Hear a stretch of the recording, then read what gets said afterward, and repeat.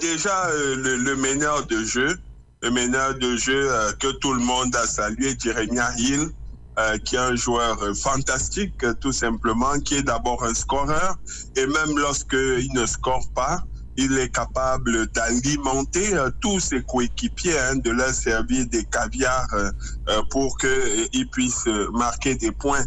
Et clairement, il est à l'origine de la refondation de cette équipe parce que il est là simplement depuis la dernière fenêtre Coupe du Monde et plus cette compétition, ça veut dire que sa présence coïncide bel et bien avec le renouveau de cette équipe du Cameroun. C'est le véritable homme orchestre de cette équipe. Maintenant, à côté de lui, il a fluidifié le jeu pour d'autres talents qui s'expriment.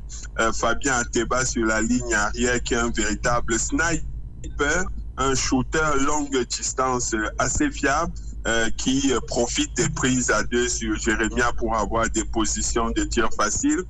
Deux joueurs à l'intérieur émergent aussi dans ce groupe-là. C'est Jordan Baye, tu l'as dit, qui prend de plus en plus de l'assurance, lui qui est dans ce groupe depuis environ 2019-2020. Mais qui maintenant se montre comme un leader de cette équipe et qui a toute la confiance de ses coéquipiers pour prendre des tirs à longue distance ou marquer des paniers près du cercle. Et Paul Lebois, qui aussi dans le même registre, il a un profil de formation similaire à Jordan Baye et c'est d'ailleurs pour ça qu'ils sont aussi proches.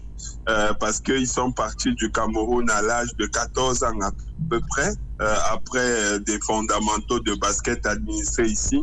Et après, ils ont continué leur développement en Italie, où ils sont professionnels.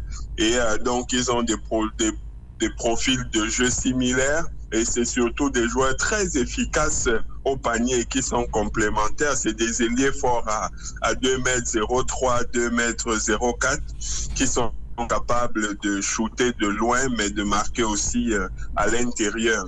Donc ça, c'est les piliers de l'équipe. Maintenant, il y a les joueurs additionnels, parce qu'une équipe, c'est un roster important.